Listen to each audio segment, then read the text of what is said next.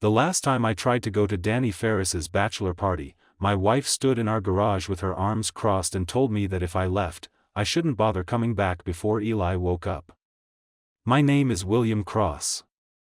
I'm 38 years old. I manage software implementation projects for a mid-sized healthcare company in Asheville, and for most of my adult life I would have described myself as an easygoing man, the kind of guy who doesn't need much, who's happy to let other people pick the restaurant, who doesn't make a fuss. It took me the better part of 7 years of marriage to understand that easygoing and afraid of conflict aren't always the same thing, but they can wear each other's clothes so convincingly that even the man inside them can't always tell the difference in the moment. I certainly couldn't. I had a whole vocabulary built around what I told myself I was: patient, flexible, low maintenance, and every word of it was doing the work of hiding something plainer and less flattering. That night in the garage, I didn't go to Danny's party. I stood there holding my car keys, the overhead light buzzing faintly the way it always did when it needed a new bulb I'd been meaning to replace for months, already half-talked into staying before Renee had even finished her sentence. I told myself it wasn't worth the fight. I told myself she just needed me tonight, for reasons she never quite specified beyond a particular tightness in her voice that always seemed to surface exactly when my plans didn't include her. I put my keys back on the hook by the door, the same hook, the same small metallic sound they made settling against the wood, a sound I would come to recognize, months later, as the sound of my own complicity. I texted Danny that something had come up. He didn't ask what. By then, none of my friends asked what anymore. They'd stopped expecting me to show up at all, and I hadn't given any of them a reason to keep expecting otherwise. "You don't need friends," Renee said, not unkindly, kneeling down to pull Eli's little rain boots off his feet as he babbled something about dinosaurs eating each other's lunch. "You have me." I want to tell you I heard something wrong in that sentence the first time she said it, some 6 years earlier, on a smaller and gentler occasion, a cancelled dinner with my college roommate, a shrugged-off happy hour I'd been looking forward to for a week. I didn't hear anything wrong in it at all. It sounded, back then, like devotion. It sounded like the kind of thing a woman says when she can't quite believe her luck, when she wants to hold on to what she has a little too tightly because some part of her doesn't trust that it's real. It took me a long time, and a series of small vanishings I mistook for love, one after another, to understand that sentence as something closer to a fence being built one board at a time, so gradually and so quietly that I never once noticed I was the one standing inside it, admiring the view. Renee is 35, a freelance interior designer who built her business out of our spare bedroom into something with actual clients and actual income by our 4th year of marriage. She's smart, funny in a dry, understated way that used to disarm me completely when we first met, and possessed of an anxious energy that I'd always found endearing when we were dating, the kind of person who needed to know where you were, not out of control, I told myself at the time, but out of love, out of a kind of attentiveness I hadn't experienced from anyone before her. We met at a mutual friend's barbecue 9 years ago, in a backyard in West Asheville that smelled like citronella and charcoal, and I remember thinking, within the first 20 minutes of talking to her, that I'd never met anyone who listened quite the way she did, fully, completely, like nothing else in the world was competing for her attention. I didn't understand then that the same intensity could, over years, curdle into something that needed to be the only thing in the room. We married 2 years later, in a small ceremony at a vineyard outside town, and had Eli when I was 33, in the spring, during a stretch of unseasonably warm weather that everyone kept commenting on at the hospital, as if the weather itself were an omen worth discussing. For most of that decade, if you'd asked me whether I was happy, I would have said yes without hesitation, and I would have meant it completely. That's the thing about the kind of erosion I'm describing, it doesn't announce itself as unhappiness. It just quietly narrows the size of the room you're allowed to live in, one wall at a time, until you've forgotten there was ever a bigger house. What I wouldn't have told you, because I hadn't yet let myself see it clearly, was how small my life had gotten by the time Eli turned 5. My college friends had become names on a group chat I rarely opened anymore, an inside joke thread that had slowly stopped including jokes I understood, because I hadn't been around for the events that generated them. My work friendships stayed strictly professional, no drinks after hours, no lingering in the parking lot to finish a conversation, because lingering meant a later arrival home, and a later arrival home meant an evening spent smoothing over a mood I'd learned to anticipate before it even fully formed. Even my brother, Kyle, 2 hours away in Charlotte, had started calling less, tired, I think, of hearing me cancel plans at the last minute for reasons that always sounded reasonable on their own and never quite added up to anything I could fully defend out loud when he pushed back, gently, the way brothers do. I'm telling you all of this now, 2 years after the night everything actually broke apart, because I've had time to understand something I couldn't see while I was still living inside it. The isolation wasn't incidental to what happened next. It wasn't a side effect, an unfortunate byproduct of a marriage that simply required more of my attention than most. It was the architecture Renee built the entire betrayal inside of, whether she understood herself to be doing that consciously or not. And the part that still catches in my throat sometimes, even now, sitting with this story 2 years later, is that I helped her build it. Every time I put my keys back on that hook instead of walking out the door, I was laying another board in the fence myself, hammering it into place with my own 2 hands and calling the sound of it devotion. I didn't know any of that yet, standing in the garage that night with the buzzing light and my son's rain boots coming off one at a time on the concrete floor. I just knew Danny's party went on without me somewhere across town, and that 6 weeks later, a work laptop left open on our kitchen counter by pure accident would show me exactly why my wife had spent 7 years making sure I never had anywhere else to be, and no one else to ask the questions I should have been asking myself for a very long time. Our days had a rhythm that looked, from the outside, like the picture of a stable, even enviable marriage. I left for the office by 8, usually with a travel mug of coffee Renee had made without my asking, a small daily kindness I'd come to depend on without examining too closely what it cost either of us. Renee worked from the converted spare room, meeting clients on video calls in the mornings and occasionally in person for site visits to the homes she was redesigning across the county. I picked Eli up from preschool 3 afternoons a week, the other 2 handled by a sitter Renee had vetted so thoroughly I sometimes joked she'd run a background check the FBI would envy. We ate dinner together most nights, usually early, because Eli's bedtime ran the household clock the way a factory whistle runs a shift schedule, everything before 7:30 in service of everything after. The restrictions on my time hadn't arrived all at once. That's the thing about a fence built the way ours was, it goes up one board at a time, and each individual board looks reasonable enough on its own that objecting to it feels petty, even cruel. Early in our marriage, Renee would ask, gently, almost apologetically, whether I really needed to go to poker night when she'd had a hard week at the office, back before her business existed, back when she was still doing project management for a design firm downtown and coming home exhausted most evenings. Reasonable. A few years in, once Eli arrived, she'd started framing my time with friends as something that came directly at our son's expense. Didn't I want to be present for bath time, for the specific ritual of reading the same 3 books in the same order every single night, instead of out somewhere with people who didn't need me the way my son did? Also, on its face, entirely reasonable.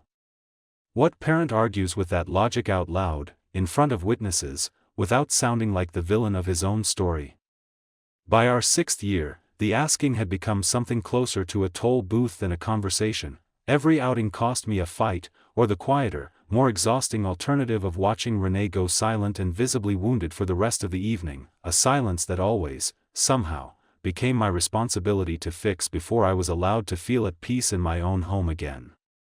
I got very good, over those years, at doing the math before I even asked the question out loud: is this dinner with Marcus's associate, this beer with a coworker, this Sunday morning round of golf, worth the 2 or 3 hours of repair work it would require afterward? Most of the time, the math came back negative. I stopped asking the questions instead of doing the math.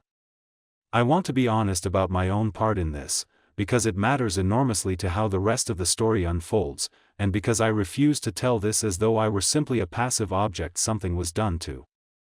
I am, by nature and by upbringing, someone who avoids conflict the way other people avoid extreme temperatures, instinctively, reflexively, without much conscious thought involved at all. My parents fought loudly and often when I was a kid, doors slamming hard enough to rattle the windows, my mother's voice climbing octaves I still sometimes hear in my sleep, and I decided somewhere around age 10 that peace, any peace, purchased at almost any price, was worth having. That instinct served me fine in a lot of ordinary situations over the years. It made me a good project manager, someone colleagues liked working with because I didn't escalate small disagreements into larger ones. In my marriage, though, it meant I chose the path of least resistance so consistently, for so many years, that Renee never had to work very hard at all to get exactly what she wanted from me.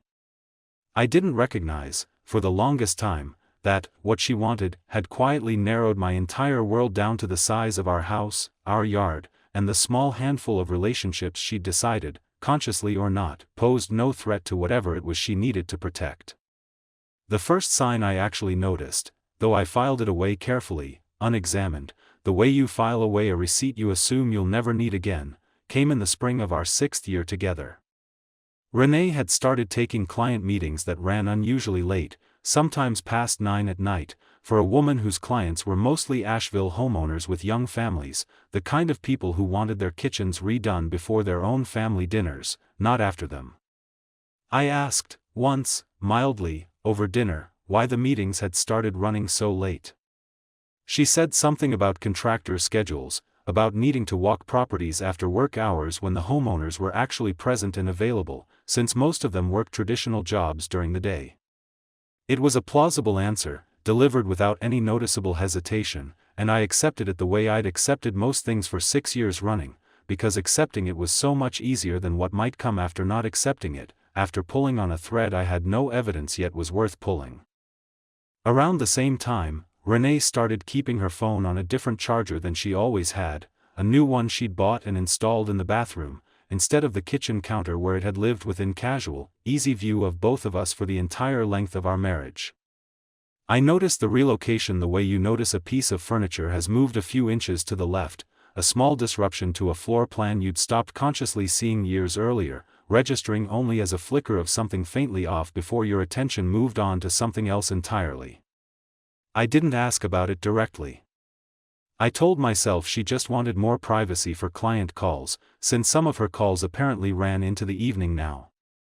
I have thought, in the 2 years since, about how easily that explanation satisfied me, and about what that ease actually says about the state my attention had fallen into by then. By summer, a new client had started coming up in dinner conversation with a frequency that, in hindsight, should have registered clearly as unusual, but which slid past me at the time the way most unusual things slide past a man who has trained himself not to look too closely at anything that might require a response he doesn't want to give. Marcus, a name attached first to a modest kitchen remodel, then gradually to what became a whole house renovation that seemed to stretch on for months longer than any renovation I'd ever personally heard of, even accounting for the supply chain delays everyone complained about that year.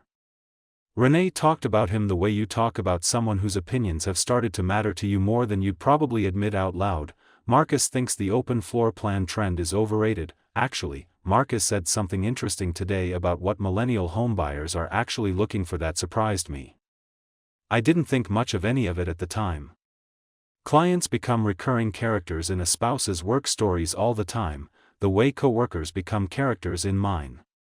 I'd done the exact same thing myself, telling Renee stories about difficult stakeholders and demanding project sponsors, back when I still had enough of a life outside our house to bring interesting stories home at all.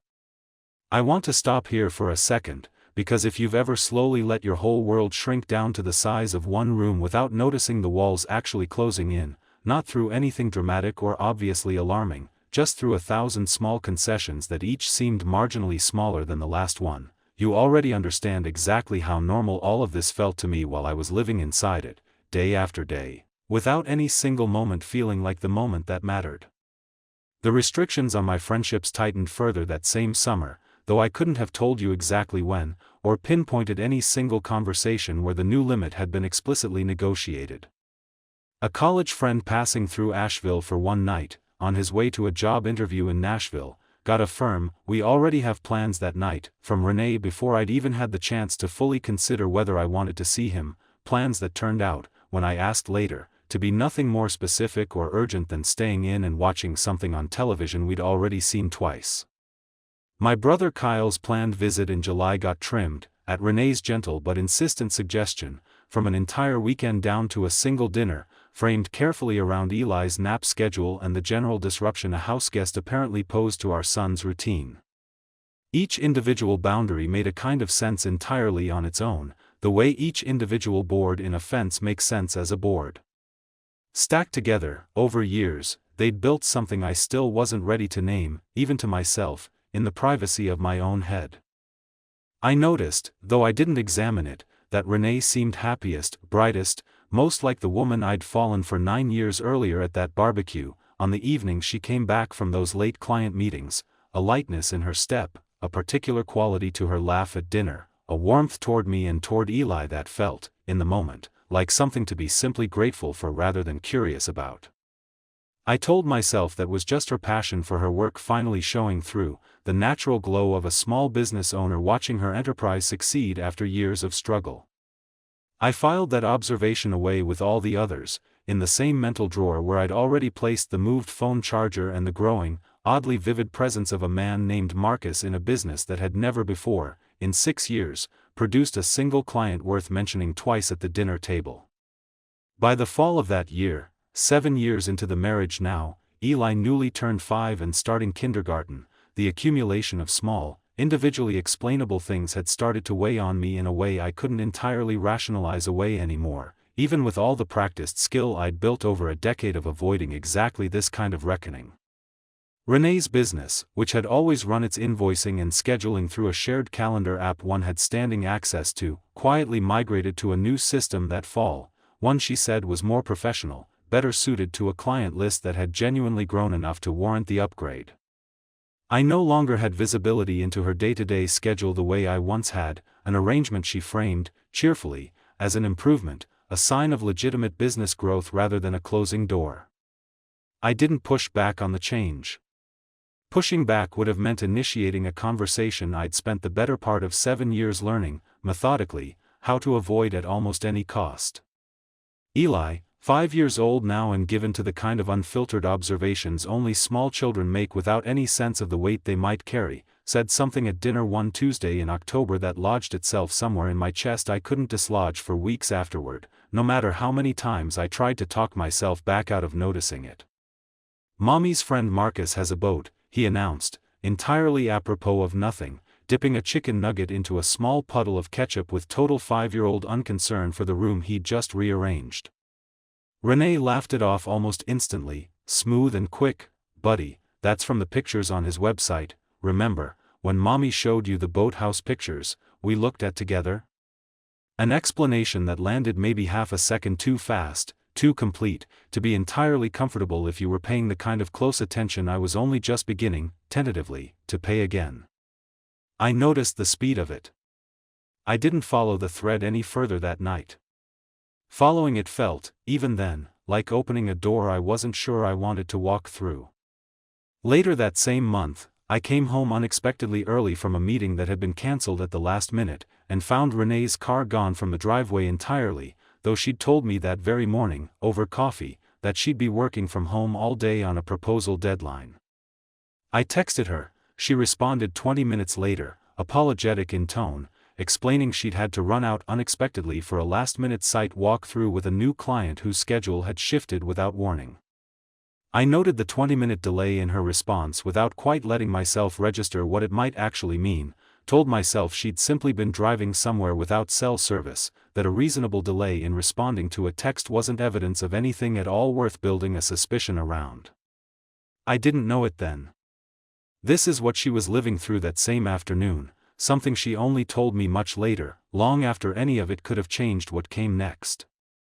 I sat in my car outside his condo for almost 10 minutes before I made myself go in, the way I always did by then, telling myself this was the last time, the way I'd been telling myself the exact same thing since spring, every single time, without it ever once turning out to be true. I told William the first was seeing a client that day because the actual truth was too complicated to say out loud, even to myself, in full honest sentences I could sit with. Being with Marcus didn't feel like betrayal in the moment it was happening, it felt like finally breathing after holding my breath for years without realizing how long I'd been holding it, like remembering a version of myself I'd built our whole marriage around making sure never came up for air again. I knew exactly what I was risking every single time I sat in that car making the decision to go inside. I told myself, that day and every day, that I'd stop before it cost me anything real. I had been telling myself that since spring, and some part of me had already stopped believing it even as I kept saying it. That's what she told me. I knew none of it yet. I want to stop here for a second, because this is the moment I need to step outside the sequence of events and say something plainly, the way I imagine a lot of you might understand from the inside of your own version of this same story. If you've ever felt a version of the truth pressing right up against the edge of your understanding, close enough almost to touch, and you still chose, deliberately, the explanation that let you keep your evening peaceful instead of the one that would have appended it, you already know exactly what the following 6 weeks of my life looked like from where I was standing. In November, at Eli's kindergarten holiday concert, held in a gymnasium that smelled like floor wax and construction paper, a woman I didn't recognize approached me during the reception afterward, introduced herself as another parent from Eli's class, and mentioned, with the easy, unguarded familiarity of someone who simply assumed I already knew what she was talking about, that she'd seen Renee over at Marcus's place a few times now. She lived in the same building, she explained, 2 floors up, and had just assumed, given how often she'd seen Renee's car in the visitor lot, that we all knew each other well by this point. I remember, with unusual clarity for a moment I've since replayed hundreds of times, the exact temperature the room seemed to drop to as she said it, the way the noise of the gymnasium, children's voices, a poorly tuned piano, someone's overexcited toddler shrieking with laughter near the exit, all seemed to recede several steps back from where I was standing. I said something non-committal in response, thanked her for the compliment on Eli's singing, and spent the remainder of the concert watching my son perform a song about a snowman melting in the spring while my mind ran, almost against my will, through 6 months of small disconnected details rearranging themselves, one by one, into a shape I still wasn't fully ready to look at directly, even with all of it now laid out in front of me at once. I didn't confront Renee that night, or the next, or the one after that. I told myself I needed more than a stranger's offhand comment before I said anything that couldn't later be unsaid, anything that would fundamentally change the shape of our marriage and our son's life regardless of whether it turned out to be true. That reasoning was true, as far as it went. But underneath that careful, responsible caution was the same old familiar instinct that had kept me quiet through years of smaller, less consequential silences, the one that always, reliably, told me it was easier not to ask, easier to wait for more certainty that might never fully arrive, easier to let one more week pass in the comfortable, deniable fog of not quite knowing. I stopped being a man who reflexively avoided hard questions somewhere in the first week of December, though the change wasn't a single dramatic decision so much as a slow accumulation of pressure finally tipping over into something I could no longer contain through avoidance alone. I started paying attention deliberately, methodically, for the first time in what felt like years. I cross-referenced the dates of Renee's so-called late client meetings against Marcus's name in the small portion of her business records I still had access to through our shared tax software, a leftover permission neither of us had ever bothered to revoke. The pattern, once I actually started looking for it with any real intention, wasn't especially subtle once you knew to look. Marcus's renovation project, the one that had by now stretched on for nearly 6 months, well beyond any reasonable timeline for the scope of work Renee had originally described, had generated almost no new invoices in the previous 3 months, despite the meetings themselves continuing at the same steady, unbroken frequency they'd maintained all along. The real evidence, when it finally arrived, came from an entirely unexpected direction, the kind of accident that this whole story, I've come to understand, was always going to hinge on rather than any careful plan I might have constructed myself. Renee's laptop, left open on the kitchen counter one Wednesday evening while she took Eli upstairs for his bath, had a browser tab open to a shared photo album, a cloud backup service, syncing automatically in the background, that I hadn't known existed on her machine until that exact moment. I hadn't gone looking for it. I want to be completely clear about that, because it matters to how I understand my own actions afterward. I'd walked past the counter simply to grab my phone charger, and the screen had been there, lit up in the dim kitchen light, entirely impossible not to see once my eyes landed on it.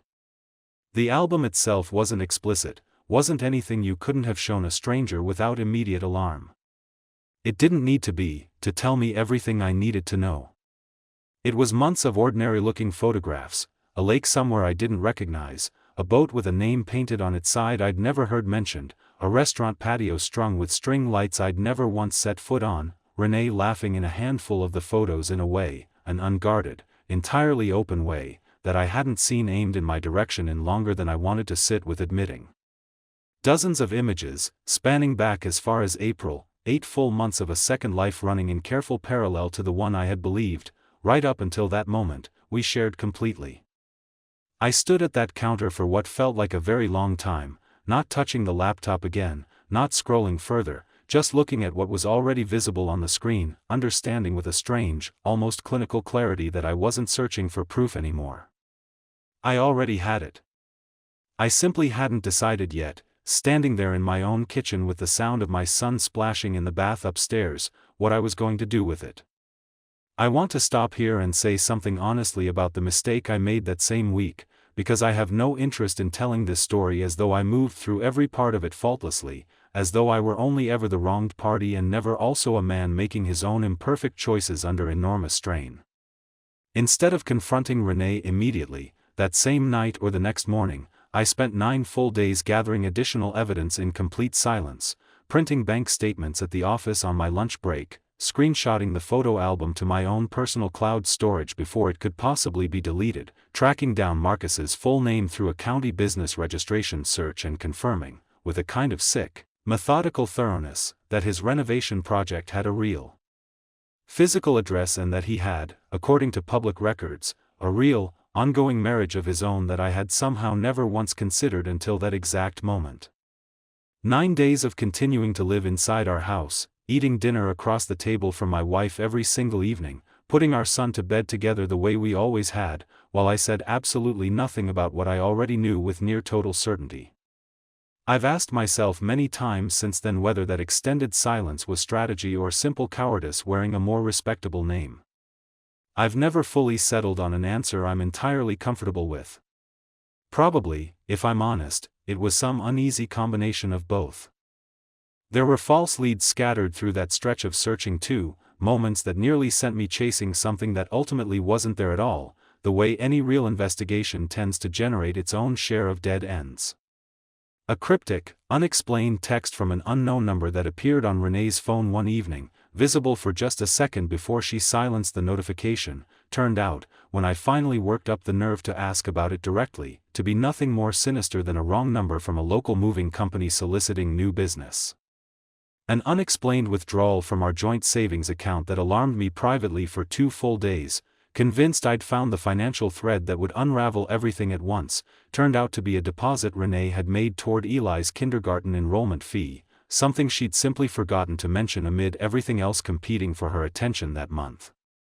Both leads cost me real, uncomfortable anxiety before dissolving into nothing at all, and I understand now, with the benefit of distance, that I needed those false alarms almost as much as I needed the real evidence I eventually found. They let me continue actively investigating, continue feeling like a man taking action rather than a man paralyzed by fear, without yet arriving at a conclusion some part of me had already quietly reached weeks earlier and simply wasn't ready to say out loud. Even to myself, in the privacy of my own head. The full financial picture, once I finally pulled every scattered thread together into something coherent, turned out to be considerably worse than the photographs alone had suggested. Renee had been quietly funneling money out of her business account, money that should, by every agreement we'd ever explicitly made, have gone toward our shared household expenses, toward the college fund for Eli we'd both committed to contributing to every single month without fail, and routing it into what looked, on paper at least, like inflated material costs and consultation fees for Marcus's renovation. A renovation that, as far as I could determine from the county's public permitting records, had never actually been formally permitted at all, not for a single phase of the extensive work Renee had described to me in such convincing, specific detail over the preceding months. Looking back now, with 2 full years of distance between myself and that kitchen counter, I understand the real reason those client meetings always ran so conveniently late, the real reason the phone relocated itself to a different, more private charger, the real reason a boat with a painted name appeared in my 5-year-old's dinner conversation months before I let myself see any of it with any real clarity. Every single one of those details had been sitting in plain, unhidden view the entire time. I simply hadn't wanted the version of my own life that seeing them clearly would have required me to actually go on living inside. I confronted her on a Thursday evening, 9 full days after finding the photo album on that open laptop, the evidence by then organized into a single folder on my own personal computer, printed bank statements, the photographs saved and dated, a full timeline I'd built the same methodical way I'd build a project plan at work, because structuring it that specific way was the only method I could find to hold all of it together without falling apart completely before I'd even managed to say a single word out loud. I laid it all out on our kitchen table after Eli was finally asleep upstairs, the same table where Renee had, for years, gently and almost imperceptibly rerouted my plans and my friendships one quiet dinner conversation at a time, one reasonable-sounding objection after another. "Here's what I know," I said, sliding the first printed bank statement across the table toward her, then the next one, then the photographs, all arranged in careful, deliberate chronological order. "Here's what doesn't add up. I need you to explain it to me."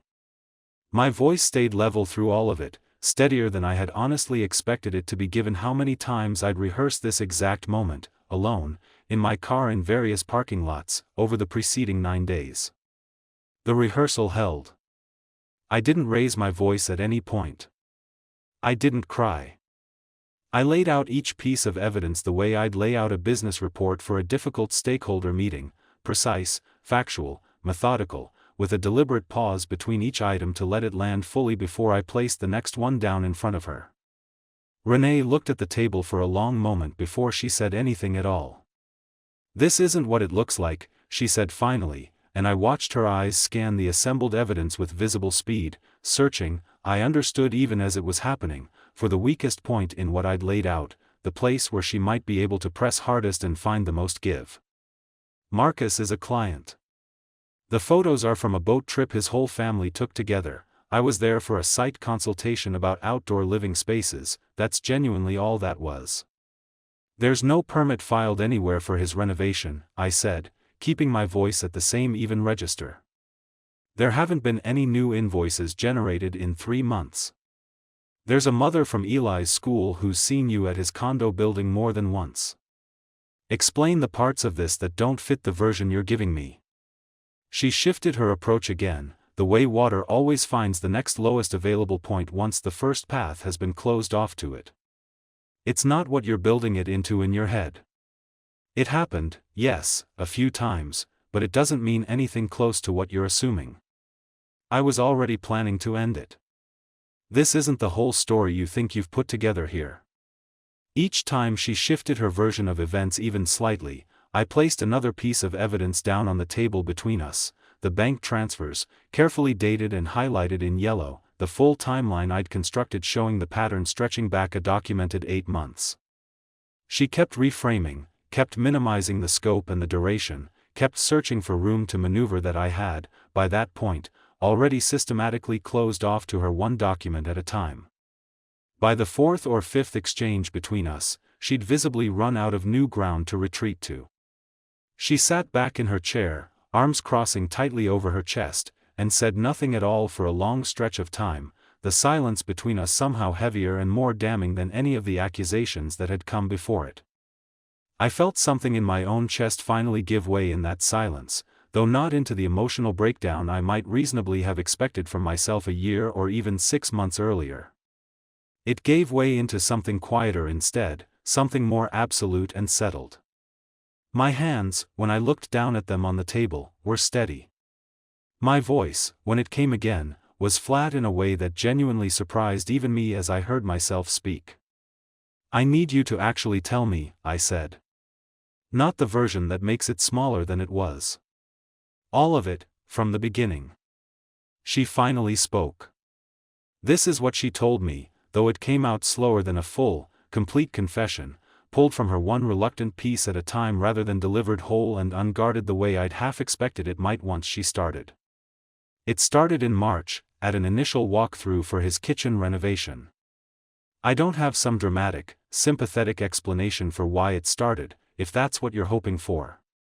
He asked me questions about my work that felt like genuine interest, not the way you ask, William, out of 7 years of practiced habit after a long day, but like he was actually curious about the answer.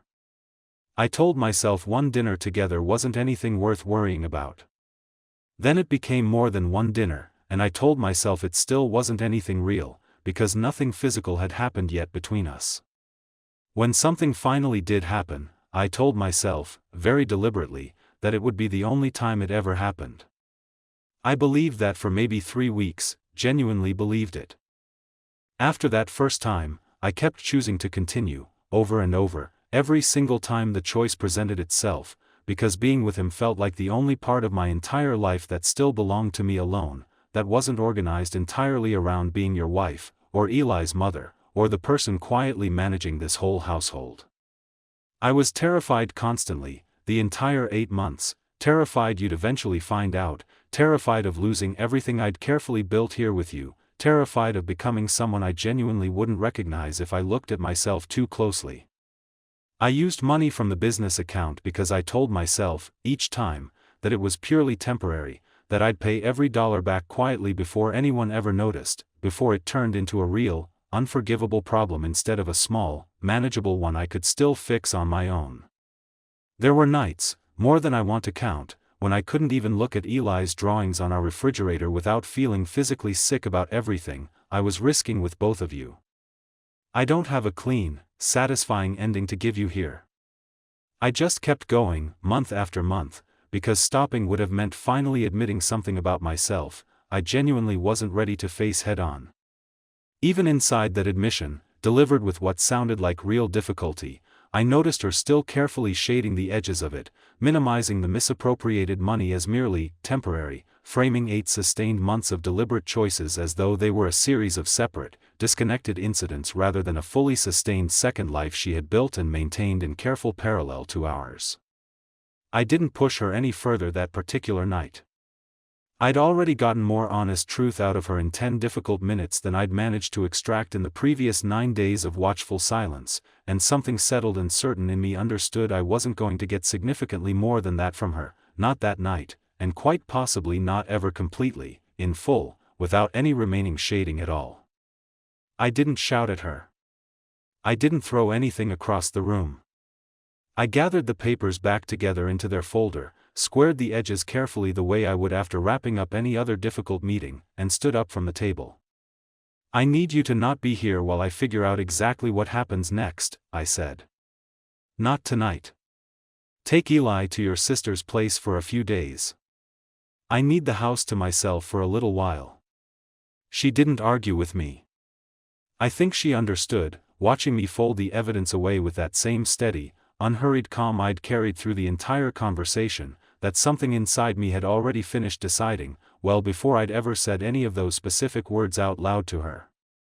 She left within the hour, Eli half asleep and visibly confused in his car seat in the back, asking in a small voice why they were going to Aunt Sarah's house so late, and I stood alone afterward in a kitchen that had been the quiet site of 100 small negotiations over 7 full years of marriage, understanding, with a clarity that felt almost peaceful compared to the fog and confusion of the previous 6 months, that I wasn't going to spend whatever came next negotiating for the basic right to have my own friends, my own evenings, my own uncomplicated life back again. I filed for divorce 3 weeks later, on a gray Tuesday morning that felt, in the moment, almost anticlimactic compared to everything that had led up to it. There was no serious attempt at reconciliation on either side, no extended counseling sessions, no long uncertain period of limbo stretched out over months. The accidental discovery on that kitchen counter had answered a question I hadn't fully realized, until that moment, I'd been quietly asking myself for years, and once I'd seen the full shape of it laid out plainly in front of me, there wasn't any version of forgiveness available to me that didn't require actively pretending I hadn't seen what I had, in fact, already seen with total clarity. The consequences that followed weren't dramatic or public, but they were real, and I want to be honest about them rather than glossing past that part. Renee lost the business she'd built the entire affair's convenient cover story inside of. The misappropriated funds inevitably became part of the divorce proceedings once my attorney requested a full accounting, and word moved through Asheville's relatively small design and contractor community faster than she could ever hope to outrun it. Two of her longer-standing clients quietly ended their ongoing contracts once the relevant details became impossible for either of us to fully contain within our own private life. She kept the legal right to use her business name going forward, but not the reputation that had made it worth genuinely building in the first place. Marcus's own marriage, as far as I eventually learned through the same small-town channels that had first exposed everything to me, didn't survive the disclosure either. His wife found out around roughly the same time I did, through a source I never fully managed to trace back to its origin, and he ultimately lost more than just the renovation project he'd never once bothered to formally permit. I want to be clear that I didn't take any particular satisfaction in learning that. I had stopped needing, by that point, anyone else's downfall to feel confident my own life was finally, genuinely moving in the right direction.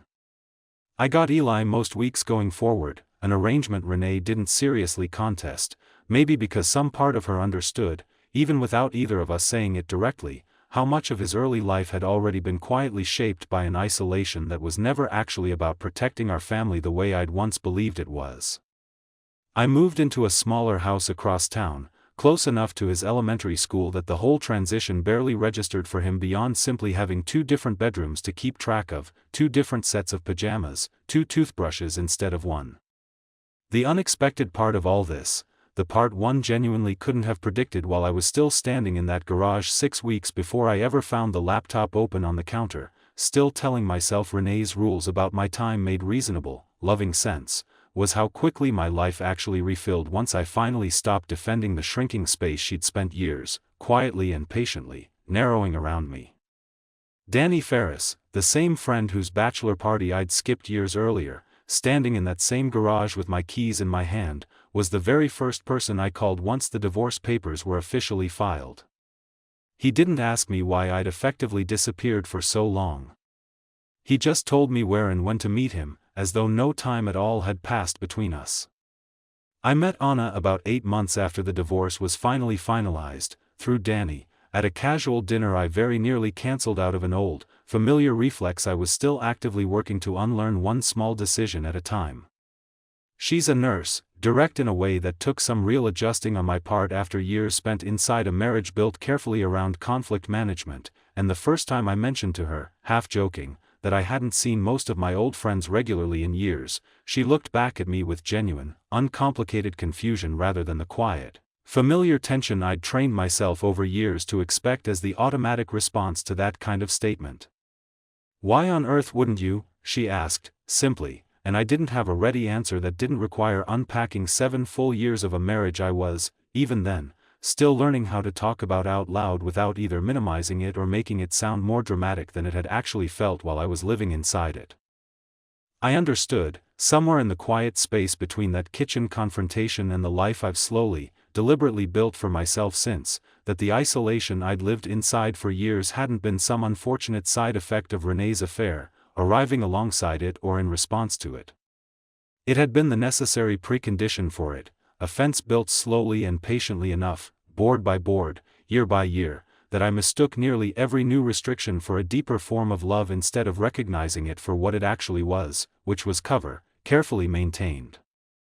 Every friend I let quietly drift away without a fight, every gathering I skipped in the name of keeping the peace at home, had made her separate, secret life that much easier to sustain, and had made my own life smaller and smaller in a way I only fully measured once I finally started, deliberately and sometimes clumsily, rebuilding it from scratch.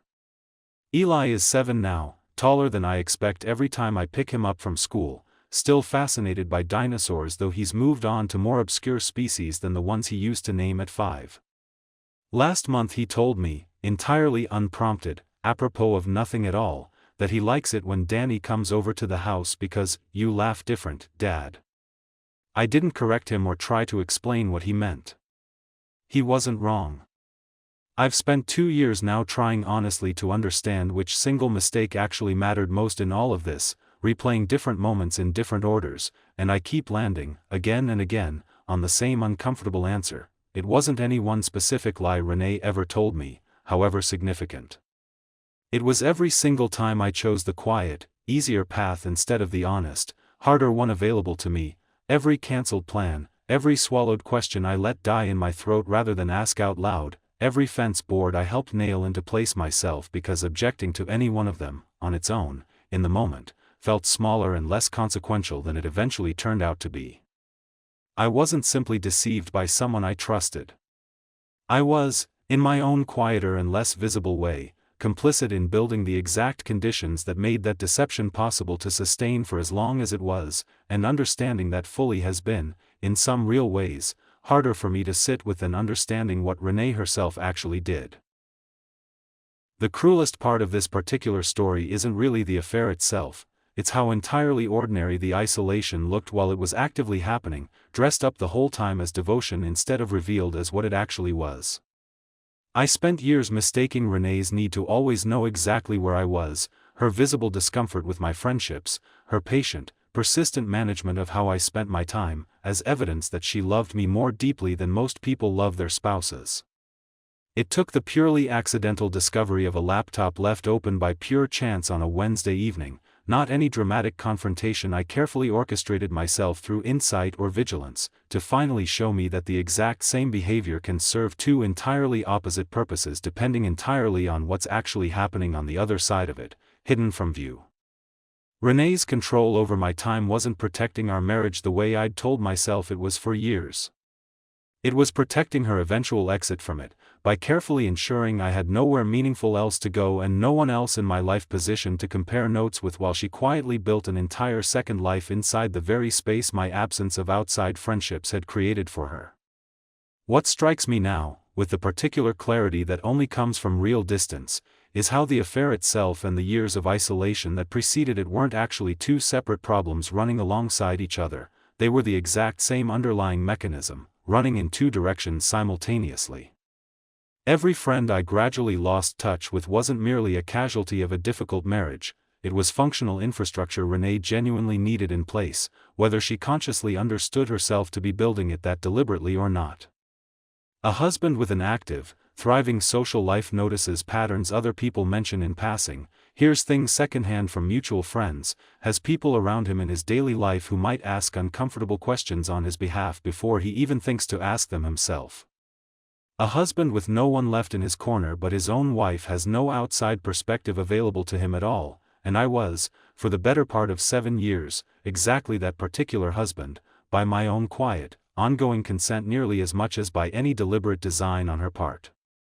I don't believe Renee set out at 28, when we first started building our life together, deliberately planning to construct a decade-long strategy of careful isolation purely in order to eventually betray me more safely and more completely. I believe fear does that specific kind of engineering entirely on its own, slowly and without anyone ever needing to consciously choose it step by step. Her fear of eventual abandonment, of gradually losing her own distinct sense of self somewhere inside a marriage and a motherhood that had absorbed so much of who she used to be, needed both things simultaneously and in perfect balance: a husband close enough physically and emotionally that he would never leave her, and an escape route far enough removed from anyone who might ever interfere with it or notice it forming. Those two competing needs, held together for years, ended up building the exact same wall from two entirely opposite sides at once, without either of us fully realizing what we were jointly constructing until it was already finished. What I keep returning to, though, more than any careful analysis of Renee's psychology or her particular fears, isn't really about her at all in the end. It's about the version of myself who kept putting his car keys back on that same hook, year after year after year, telling himself repeatedly that peace purchased at the steady price of his own life getting quietly smaller was still peace genuinely worth having. I don't know, and I'll never know for certain, whether Renee could have successfully run the same extended scheme against a version of me who pushed back the first time it happened, or the 5th time, or even the 50th time it was asked of me. I'll never actually know the answer to that question, because I didn't push back, not once, not meaningfully, across 7 full years. That specific fact isn't something I can undo now simply by understanding it clearly in hindsight, but it is something I have, finally, come to understand. If there's one single thing I'd genuinely want someone listening to this story to actually sit with afterward, it's this: the people who truly love us and the people who are quietly managing us can say almost exactly the same words, in almost exactly the same tone of voice. "You don't need anyone else, you have me" sounds identical whether it's spoken by someone who genuinely cherishes you or by someone who's methodically clearing the room around you for reasons you can't yet see. The only real way to tell the difference between the two is to notice, honestly and without flinching, whether your own life is actually growing or steadily shrinking around that particular sentence over time. And I went years without ever asking myself that specific question, because asking it felt, at the time, like its own kind of betrayal toward a woman I still genuinely loved. I don't know for certain whether Renee ever loved me the same way I loved her, or whether some real part of what we built together was genuinely true even alongside everything that wasn't. I've stopped needing a fully clean, satisfying answer to that particular question in order to keep moving forward with my own life. What I do know for certain now is that Eli laughs differently around people who aren't quietly managing him in some way, and so, it turns out, 2 years later, do I. If any part of what I've shared here reminded you of a room in your own life that grew quieter than it probably should have, a friendship you let slowly drift away because keeping it alive felt like more trouble than it seemed worth at the time, a version of yourself you carefully put away somewhere just to keep another person comfortable, I'd genuinely like to hear about it, if you're willing to share. Drop just one word in the comments below: the friend, or the freedom, you didn't fully realize you'd given up until it was already long gone. Thank you, sincerely, for staying with me through this whole story. Some things take considerably longer to understand from the inside than they ever take to tell out loud, and this was certainly one of those.